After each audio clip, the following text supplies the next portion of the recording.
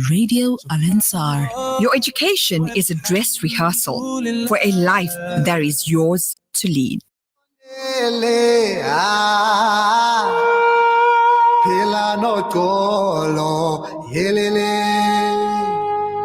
Subhanallah walhamdulillah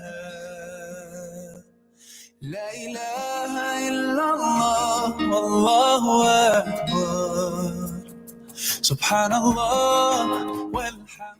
Assalamu alaikum. Welcome to School Matters with me, Sumaya Khan. Alhamdulillah, we are well and safe. May the Almighty protect us and save us from further harm. Inshallah, Ameen. Well, KZN hosted our Honorable President Cyril Ramaphosa. Al Baraka Bank and Minara hosted a gala dinner. Alhamdulillah, some of us were honored the invitation to attend. Well, I'm just going to go briefly over the manifesto, what was discussed. President Ramaphosa praised the strategic partnership between the Minara Chamber of Business and Al Baraka Bank, fostering business opportunities. He stressed the importance of cultivating a skilled workforce and advocated for the renewal of the ruling party. Emphasizing the need to bolster state capacity, he highlighted the recruitment of proficient personnel. Gender inclusivity was a key focus, with a call to integrate capable women into strategic positions. He committed to creating an enabling business environment to attract growth and investment. Utilizing the district development model, he aims to enhance coordination and facilitate skills. Well, firmly committed to the ruling ethos of inclusivity and non-racial character, leveraging BRICS expansion for global prominence, advocating for collective defense within Africa and globally, addressing corruption in business and government sector.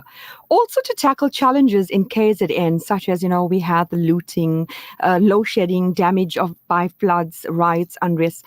Well, the president made priorities of the African National Congress was also the main focus. That's critical to speeding up transformation and improving the lives of the people. Our job plans on building our industries to include inclusive economy, tackling the high cost of living. Well, this is quite important currently in South Africa. Investing in people, defending democratic and advancement of freedom, and building a better South Africa. Well, listeners, 2 or 3 aspects we will be discussing or focusing on since we are School Matters, which affects us with education. Cultivating skilled workforce. We have many school dropouts, young adults with tertiary qualifications with no jobs, and also focusing on empowering and encouraging a skilled workforce, especially amongst our youth. Not everyone is cut out for academics. Our children and youth are our future leaders, so we need to invest in them, and it has a positive ripple effect in all spheres of advancement in our country. Our guest in studio is Brother Imran Subrati, Abdul Velodia, and I don't think you guys need any introduction, but they are activists really involved in community upliftment, enlightenment, encouragement. And in studio, we have another very special guest. We have the chairman of Al Ansar Foundation, Ashfaq Dawood, and we also have Brother Faisal Suleiman sitting very contently on the sofa. He's making notes. He'll tell me later after the show. Well, our topic this evening, cultivating a skilled workforce. Brother Imran, you are quite involved when it comes to education, activism. You're always out there in the community. You have been involved in Sastry College when it comes to technology. I know they have the state-of-the-art, what, R1 million or more? Actually, Assalamu alaikum, and thank you so much for having me on your show, Sumaya. Actually, at Sastry College, when we were there, myself and Brother Abdul Velodia, in the time that we were there, we put up what we call a high-performance learning center. And the idea behind that was, with the shortage of skilled staff, specifically in sciences like maths, physical science, and especially in the science, with the shortage of that and the small size of classrooms, we needed high performance equipped learning centers, almost similar to what you have in universities, Yeah. so that you overcome the issue of insufficient skill staff. So you have a single maths educator, for example, and you have maths teaching using all the technology that you're alluding to, the e-boards, etc. And that I was the visited vision. it. I was quite overwhelmed. It doesn't look like a school. During COVID, we visited, we were checking on PPEs as a department official. Yes. And I was really shocked. It is a whole, for a moment, you'll think you're at a campus, at a university. Yes, and that was the vision. That was the vision. And the vision was not just for, and this is where activism comes in. The vision, Abdul Valodia will back me up, is when we put it up, it was 1,000-seater. And it's got a gallery on the top. So it was equipped not only for the learners of Sastri, but it was equipped to accommodate the learners from the region. And if I'm not mistaken, do they have lots of weddings there? Functions? Yeah, I mean, so that's sharp planning. That's absolute business, we're business person. So we said it must be sustainable. So alhamdulillah, it's almost a 1,500-seater, theater style, and probably about 800, so it's hired out at a very reasonable income it gets. So it's very self-sustaining, and it's used as a high-performance learning center for maths teaching, not only for the learners of Sastri.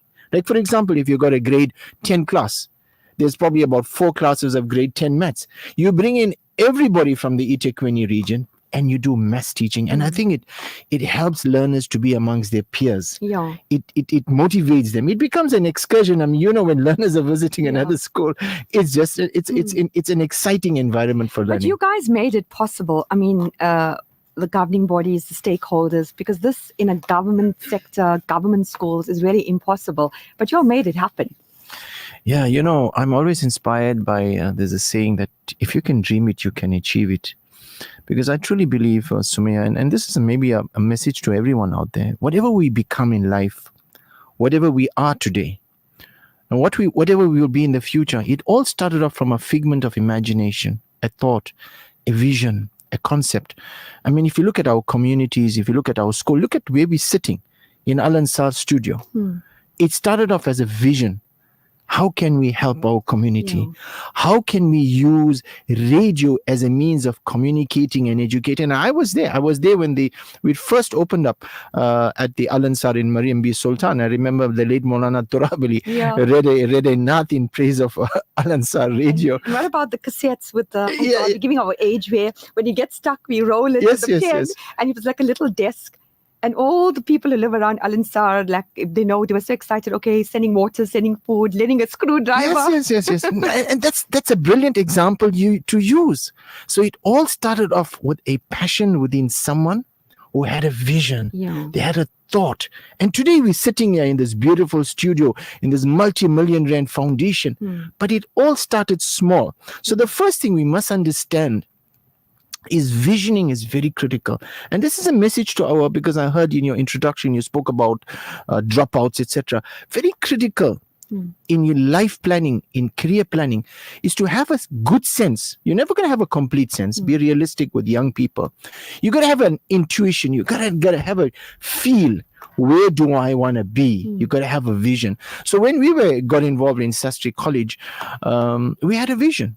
We had a vision of social cohesion.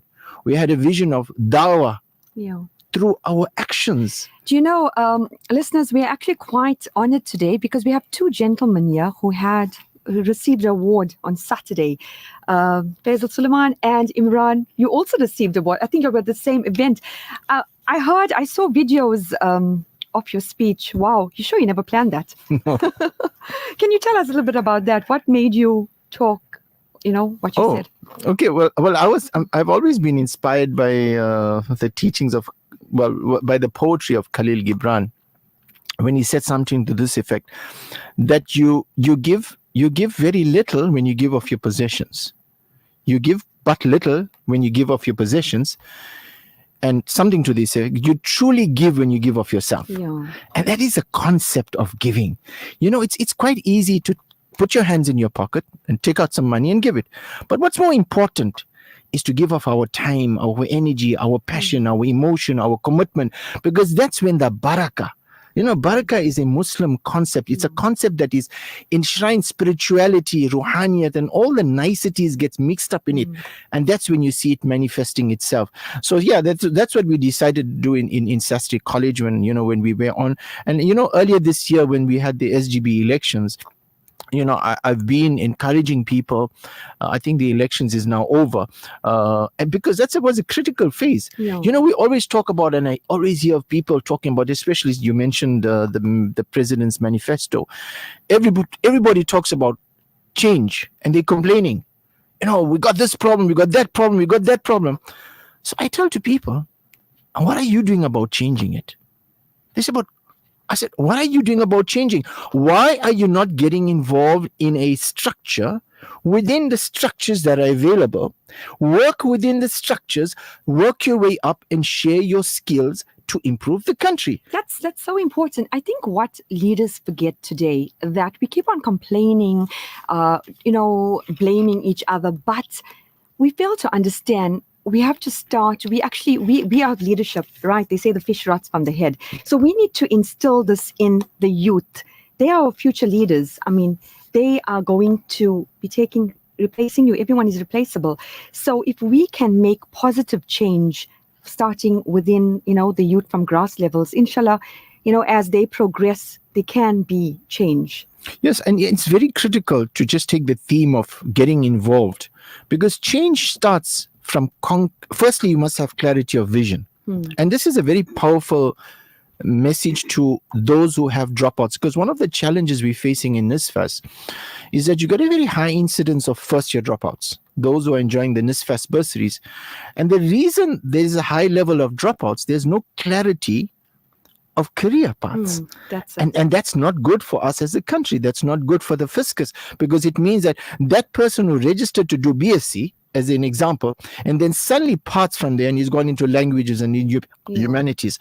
So it's very important for our learners to have clarity. But just to wrap up on the issue of the SGB, because I think it is a powerful message to parents. So what we did, we got involved. When we got involved, we were able to effect the changes we wanted to see rather than complaining. For example, another thing that we introduced in the school, those who went to Sastry College, and I know one of the doctors who's my GP said, hey, I've been a graduate of Sastry College. And is, for example, our learners, especially our boy learners, used to go to Orient School, and that's been the case. When we were there, the school was 85 years old. They used to go to Orient for Salatul Jummah, and I think 50% of them never reached their destination. They'll go to Botanic Gardens, Abdul, and they'll go and smoke and catch a jolly in Botanic Gardens, and some of them won't come back, and they lose out on learning, etc. And they will come back in the weather. And I had 3 boys in school.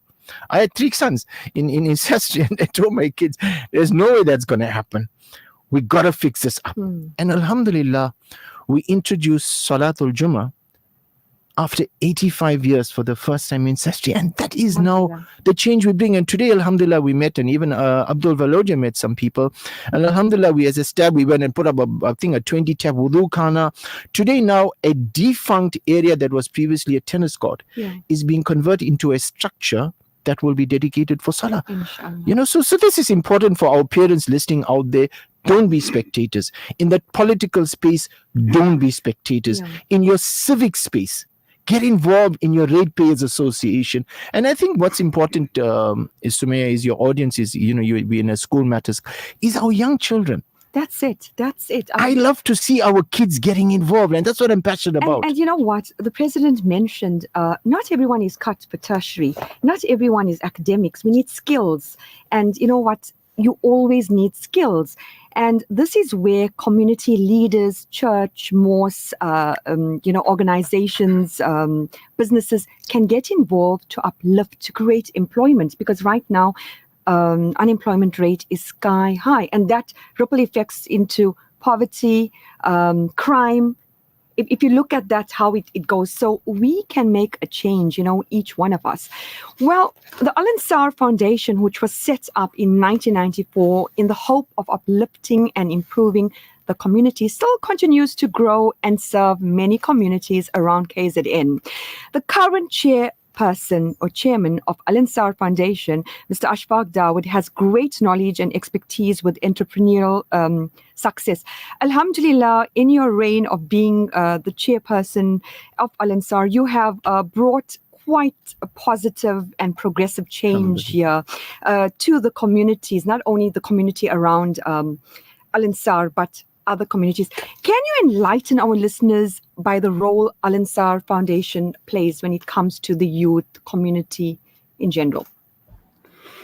Assalamu alaikum wa rahmatullahi wa barakatuh to our listeners, Sumaya, and our very special guests, Abdul Valodia and Imran Subrati. I personally want to thank you for honoring the studio with your presence. I think what's important is I want to maybe just indicate as a prelude to discussing the role of Al Ansar. I particularly, I must say to you, I'm fond of certain qawwalis and music, and one of my favorite growing up from young was Dama Dam Masta Kalandar. Everyone. And I must tell you, I'm still extremely fond of it. But what caught my attention, I was in Dubai on one occasion at a function, and there was mixed people. And what I found remarkable was when they played Dama Dam Masta Kalandar, there was an extreme respect. My understanding was it's a Muslim qawwali. There was an extreme respect from Hindus for this qawwali. And it piqued my curiosity. And then I tried to research and find out. And eventually, speaking to some people, there's a tale that goes that apparently around the 12th century, Lal Shahbaz Kalandar was a very well-renowned Amil. He was an alim, and he basically bridged the gap between Muslims and Hindus, and he's revered by both for that role. Now, the reason I mention this is because coexistence is extremely important. We can't adopt a moral high ground and exist in a nucleus. We can't take care of particular communities, neglecting the rest, because ultimately it's tantamount and important for dawah, for integration, showing example. Now, in India, it's tragic. If you go to India, many people don't even know their Hindu neighbors. When the violence breaks out, Hindu and Muslim, they have no issue about inflicting harm, even death, onto their own neighbors. And yet, Islamically, responsibility to your neighbor supersedes responsibility to even some of your family. Now, understanding this, and the reason I said it's a prelude to discussion, is first and foremost, and unfortunately, I sit somewhat embarrassed, Sumaya, because I found out via my discussion with Imran Valodia yesterday that you performed a part of this sort of bridging, interacting with them, which I think is highly commendable. In doing that, and for people that might not be in the know, these brothers also represent United for Palestine, which is a noble cause. And Sumaya has been interacting with them, and obviously on various occasions, by their own concession, waved the flag of Al Ansar there, which gave Al Ansar some sort of prominence. We appreciate it. But having said that, there's an extension to what Sumaya did, because there's a larger extension. And I think the reason I want acknowledgement for what United for Palestine did was using the Palestinian cause, which is not a Muslim but a humanitarian cause. You have also used that to bridge the gap between race in South Africa. You have been responsible for bringing the president, the senior officials, on not one, but more occasions, to Muslim communities, to minority communities, brought the recognition and focus of the state on these communities, their plights, their issues. And for that, I think I mentioned the Lal Shahbaz calendar because you're performing a similar role. Now, understand that you might not even realize it, but the role you're performing is actually bridging the gap which removes hostility, removes a whole series of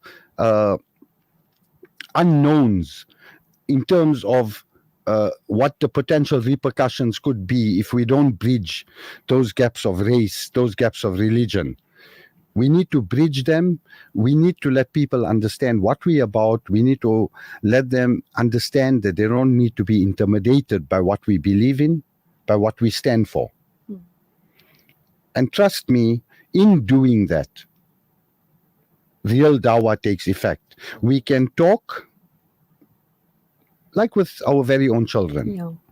You know, children never respond to what you tell them, they respond to what they see. The example is absolutely critical. So in that way, I must say to you, I'm totally proud of what you brothers have achieved, what you brought to the table. And we as Al Ansar, as an organization, will partner, support you, because I believe that whether you know this or not, you're performing a much bigger duty than what maybe meets the eye. As far as the presidential speech is concerned, I think, a lot of promises were made. There's a lot of positive that the president spoke about. What we have to hope for off the cuff is that this now translates into action. I have no doubt about the sincerity of the president. I think I have an unequivocal respect for his ability, his role, which I mentioned at the event during Codesa. We credit and look full credit to the likes of Nelson Mandela, Walter Sisulu, that have shown tremendous leadership. But the real architects of that transition ensured that it was bloodless and it was, peaceful. Also, incidentally, Al Ansar will be covering very relevant, very relevant political developments over the next 2-3 months.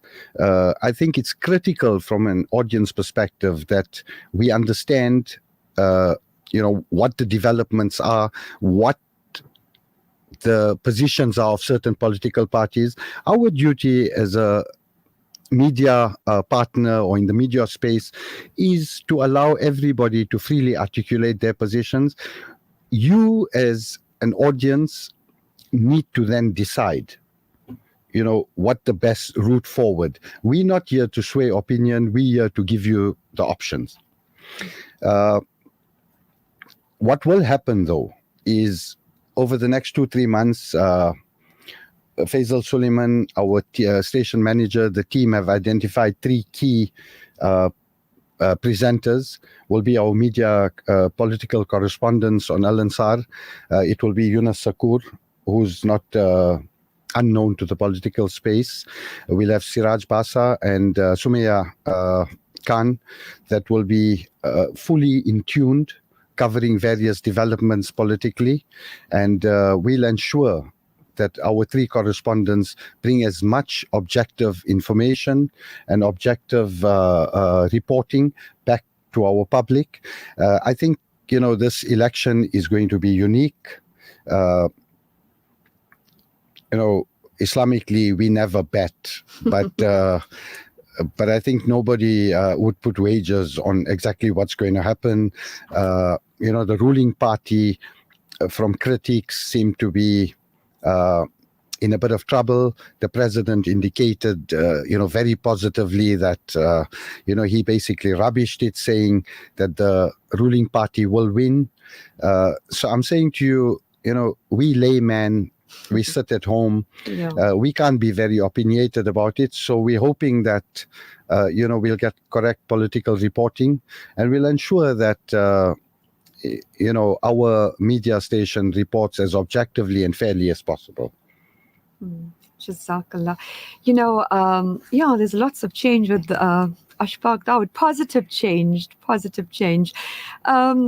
any other things you'd like to inform our listeners or tell us, which, they want to know about Al Ansar, especially, it was Eid, and with the outreach, with the feeding, the community upliftment, all of that there, which the listeners would like to find out, because, we had so many drives and so many campaigns.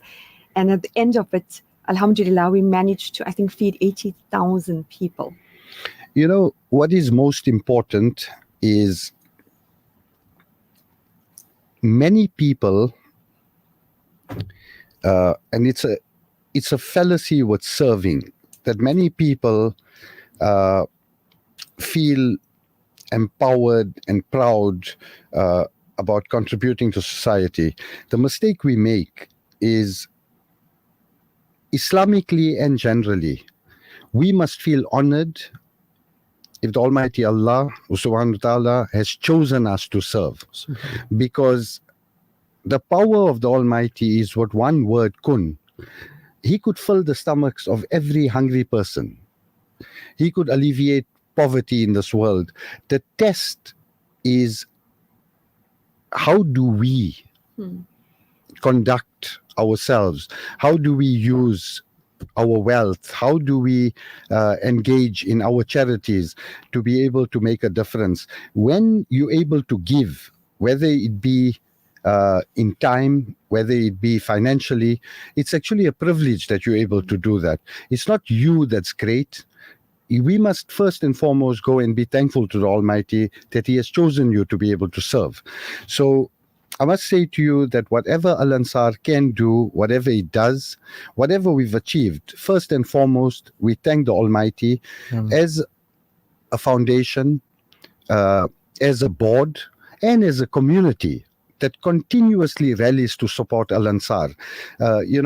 We have today an unbelievable amount of support for this organization, and people that want to contribute, want to assist.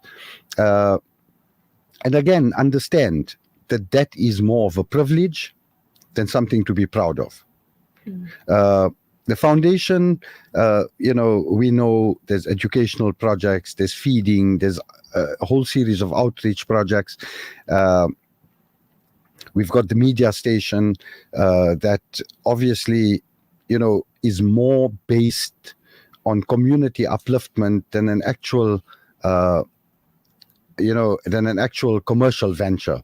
A lot of the time, people don't understand that this media station is being carried. It's not, profitable, but it's kept alive because of what it propagates, because of the togetherness it brings in terms of the community. So we make dua that the Almighty bless Al Ansar, bless the people that work at Al Ansar, bless the people that support the organization. And inshallah, we hope that as we've been now, we continue on the upward trajectory, both in terms of actual implementation of projects, and secondly, in terms of reputation that this organization has suddenly started achieving. Inshallah. Yeah. Well, you know what? Jazakallah so much for your input. And I know our listeners were really excited to get to hear you. Pity they can't see you. Brother Belodia, you are really involved in activism, community. I know you're part of the Ratepayer Association in the Overport area. And, whatever the president mentioned in his manifesto, we don't realize it, but we as Muslims and we as activists are carrying this out in our daily lives. And he highlighted it that we cannot, even Brother Ashfaq, that we cannot work in isolation. No man's an island. We need each other we need to collaborate, and we need that to grow to the next level. So can you tell us a little bit about your journey? Shukran, Sumaya, and Jazakallah for having me on your show. Also, Brother Ashfaq Dawood, it's an honor to hear your kind words and acknowledging, how you look at us as United for Palestine, where we stand up. And this is actually very, very good, very, very good collaboration for us to work together. And I also believe that this will open up much bigger roads, and we can play a much bigger role into helping community. That's what we look at. Sumaya, just to first start with United for Palestine, let me just give you a little bit of a history of United for Palestine, what it's all about. It's an organization that's been in existence for many years. The first original name was called Return Palestine. That's the original name that we had. It was called Return Palestine. I've been involved in activism for the last 30 years, as far as Palestine is concerned. It's something being rooted in my heart every day of my life. That I took a stance and I said, what can I do for humanity? What is something that I can do for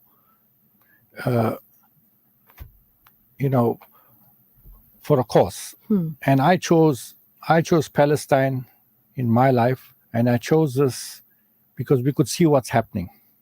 We could see what goes on a daily basis and how people suffer.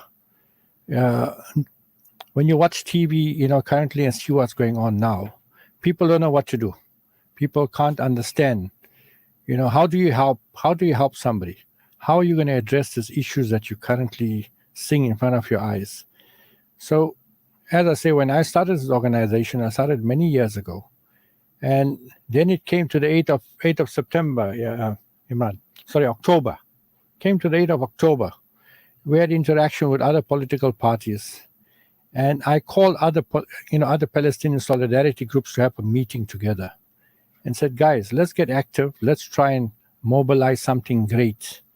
Let's try and form something where we can get everybody on the same page and look at bigger visions and look at bigger projects. Nevertheless, we hosted the first march that took place. That was at Amshlang. I think Sumaya, you attended that march as well, where United for Palestine mobilized, through the help of community radio stations, WhatsApp groups, medias, whichever platform we use. We mobilized an approximately number in the region, about 5,000 people came out to that march. In the same march, the ruling party attended that event. They could not fathom something. They could not understand, guys, how did this happen? Where did these people come out of? There's 5,000, there's more than 5,000 people. They could only see drones of people here. What's going on? This is something very important, and we should look into something in this aspect. Trust me, even prior to that, Imran is sitting here. We wrote many letters to the President of South Africa. We wrote letters to many people all over regarding the atrocities, what's happening in Palestine. We've been on the forefront writing stories. When the ruling party seen us and seen how we're operating and what we're doing and how we are engaging with the president, they said, guys, this is somebody that we need to work with, and we need to be involved with them in that aspect. So basically, United for Palestine was born. That's the name we changed from Return Palestine to United for Palestine. Because what we tried to do, we tried to get the other solidarity groups to work with us. And we formed this body that we thought we could call it an umbrella body. And I changed the name from Return Palestine to United for Palestine. I said, guys, let's all work together. Let's work with one voice. Let's work in a way where we can amplify this to all the solidarity groups, which is in KZN, to work together. Be as it may, things didn't work out in certain aspects. And we continued. We continued on our role of how we looked at United for Palestine to be the best that we can work for the just cause that we are fighting. If I recollect, Brother Imran and us, we sat down, we also worked out regarding writing letters. The letters that were actually written to the President, the Lady Pando, they received our letters. And nothing went out like blind to say that, whatever was written, we didn't get response to it. It was responded, was received. And discussions started happening that where we opened up an EXCO group. There was an EXCO opened up where we got involved with the government, and we sat in EXCOs discussing this Palestinian movement and how they'll work with us and partner with us. We invited other organizations also with us to join to make it, much bigger collaboration. But as you know, in many organizations, a lot of things, always gets pulled in many angles. They could see our vision and they could see how we're working. And we were very straight. And we took a very straight stance. And we kept it into one line.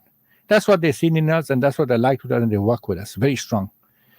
Alhamdulillah, from that day onwards, things have, from the 8th of September, Brother Imran and myself have have basically, our work have stopped. Imran is an accountant by profession. I'm a business person by profession. But trust me, if you have to call my wife or speak to anybody in my family, they tell you the work has stopped. We're not doing businesses anymore. We're not working in it. We're only working in with regards to solidarity for Palestine. In fact, just for a matter of information, just before we came here to the show, we had the ICC. We are busy with some other programs regarding the Palestine side as well. Then there's more things that Imran will enlighten you what's happening from much bigger agendas. But activism, coming back to the role play of, I think you started off regarding ratepayers. And I also looked at it because I live in the area and I've been living here for the last 20 years, right? I've been living in this area. And I could see the decay and the way our area was actually being, brought down. And I don't want to mention political party names who runs our ward. And I could see the decline in our ward. And I could see the problems that we are facing, that the community was suffering with service delivery, where you could feel the infrastructure is damaged. And that's the time I decided with a few other members in the community, we sat back, right? We sat down and we decided, let's do something. And that's the time when I took the initiative and I formed this Overport Ratepayers Association. But first I investigated this thing. And I said, listen, guys, do we have a Ratepayers Association? No, we don't have one. So let's form it. We formed the Ratepayers, which I worked myself with this in the very beginning. I formed it, I drove it, and I made sure I get it off the ground. Even created the website, www.overportratepayers.co.za. At a cost of all from my pocket, no community money involved here.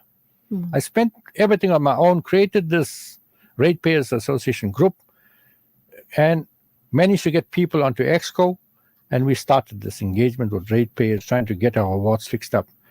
And one of the idea, my plan is to show people, if you stand for something and if you work towards something, you can achieve something. If you sit back and whole day sit on your phone and complain, you're going to get nowhere. It's not going to help you anyway. You have to get involved and actually look at a way how to fix your own community. And that's what I did. In fact, my wife at some stage, she said to me, what is wrong with you? You're going out there, you're going to look at the garbage truck, the sewer trucks are there, they're coming because sewer is actually running and you're actually going to see this type of work. I said, listen, it's time for me to look at some atmosphere, some type of work, giving back something to the community, right? So that's what that's the structure that I formed, and that's what I actually started doing and started working with. Then we looked at engagements with regards to how can we engage government now to say, guys, we need to be recognized. We need to know what's going to go on here because our service delivery is not happening. Things are not working out. Then I think if you recollect, Brother Ashfaq, you recollect I brought the mayor here. I was part of that deliberation. You were part, I remember, right? yeah. It was something was not possible. If we look at the low-hanging fruit. Like, where are you going to find the mayor is going to come to Overport? In Al-Ansar. At Al-Ansar. Which, alhamdulillah, to negotiation, to the way I worked at, I brought him over here. We had a very nice meeting, was very cordial. Fine, we are promised everything. I must say to you, the one comment from the mayor himself was in his entire career, he had not attended a more well-structured meeting. If you remember, yes, 100%. We had it coordinated where each ratepayer, there wasn't a single person screaming across the room. True. It was structured, and the mayor commented to me that he had never attended a meeting of that nature in his life. Correct. Yes. So what we did, Brother Imran was also part there with us. Brother Imran gave the final word, if I remember. Yes, if I in terms of about it. Yes, he was very emotional. Correct, I remember. He was very emotional, but still well articulated. True. Emotional was required because I think, or else you wouldn't have delivered the proper message. Yes. But the fact that each person had a time to speak, each ward was represented by a particular individual, True. gave a structure to that meeting. But and I think it was admirable. No, I'm totally aware. I'm totally aware. And that was my first interaction with you guys. Yes. Was at that, because you had contacted me True. to basically, facilitate it. Yes. To Brother Imran and Volodya Ashfaq, you guys are on the ground. You're on the ground in the forefront. So you'll know what's happening there. Generally when people form an organization or in certain structures, you guys are on the top and you don't know what's happening down on the grassroots levels. But you guys are out there. And I think that's what the community is taking to, because you are taking the time to find out what's required, what's needed, how to get the youth involved, how to sort out, as you mentioned, a sewage burst pipe, knowing in the Overport area, every turn is a burst pipe or water just coming out of the ground. So, that's the difference. And when we look at young leaders, we need to encourage activism because they are our future. And they need to get involved. And they only can get involved when they aspire to be any guy, even you guys, as a role model, because we don't get to see those leaders. We have a message on the screen. Assalamu alaikum. After listening to your guest, Kodisa was far from bloodless and peaceful. It was de Klerk and Mandela who took the hands of the late Buthelezi to the peace table. Well, this is happening all the time. They say to enjoy the fruits, you have to go through so much of struggle, so much. So the journey is not easy, but collaboration, coexisting is so important, And humanity. I think, Sumaya, just to respond to our message there, many years ago when I was in school, there was an initiative to go to Parliament. Yeah. At that time, the tricameral system was in place. And, I met as part, there was a lot of ministerial meetings. And obviously, being part, there was like a leadership program that I was a part of. And one of the people I met was, he was an ex-minister called Rolf Meyer. Now, why I mentioned Codesa? Because what was interesting was Rolf Meyer said to me at that time as a young boy that there will be a transition in this country. Power will be transferred. And I couldn't understand it because, the nationalist government was extremely strong. But he was a realist and he was part of Codesa. And I'm saying whilst Cyril Ramaphosa interacted, but the person that bridged the gap, the person that represented the Nats, the person that advised de Klerk, which is not known openly, was this man, Rolf Meyer. He played a critical role. And that's why I said they were the architects. They were part of that architecture that ensured it was seamless. Because at the end of the day, they had to craft a system that ensured these parties met. So it wasn't just about the leadership. It's extremely true about the Buthelezi issue. But the fact is, the embracing of Buthelezi and all that was done at a different forum, in my opinion. Yeah. You know what? Time is so short, it's just going. I think School Matters now is going to be at probably 2 hours. I'd like to thank each one of you, for taking the time to be enlightening us. Brother Ashfaq, this was a pleasant surprise coming into studio. Much appreciated. And I know the listeners are in awe. I'll definitely send you all those comments. Brother Imran? Jazakallah. Thanks so much. Thank you so much, Sumaya, for having us on your show. Before we shut shop, I just want to invite all your listeners out there on the 25th, which is this Thursday. United for Palestine is having a march in Vryheid. We have got news that we mobilized about 24 buses, Abdul, in the Vryheid area. It's going to be a mixture of the local Indian population as well as our black brothers. So inshallah, we're going to be there. And this and what's very important, and this is a parting message, because I don't like to leave things in a limbo. Yeah. What's important in activism is I'm appealing to the audience to get involved. United for Palestine has a vision to create an alliance and a national network, and that footprint has started. We've got one in Vryheid, we've got one in Lotus Park, in Chatsworth, in Queensborough, in Roshni, in different. So wherever in Port Shepstone, so wherever you are, connect with us. We are establishing various sectors and chapters in different areas, united for Palestine. It started off with Palestinian solidarity. Now it's moved on to community activism, political activism, basically fixing the problems in our country. So this is an opportunity for our young people and our communities to join us in UFP and be part of the solution. Well, you know what? That's so important. And you know what? It's not just you, it's your whole family who can get involved. Absolutely. Once again, I'd like to thank our three guests, for being here. My email address is Sumaya Khan, alansar@outlook.com. Well, South Africa belongs to all who live in it, black and white. Only a fool tests the depth of a river with both feet.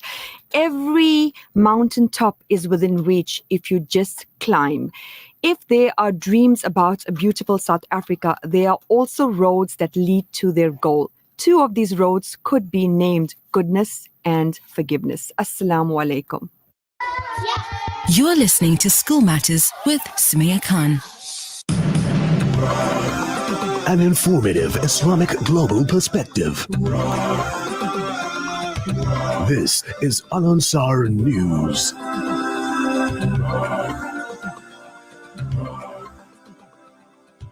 The views and opinions expressed by the guest and presenters of Radio Al Ansar are not necessarily the views and opinions of Radio Al Ansar and the Al Ansar Foundation. An informative Islamic global perspective. This is Al Ansar News.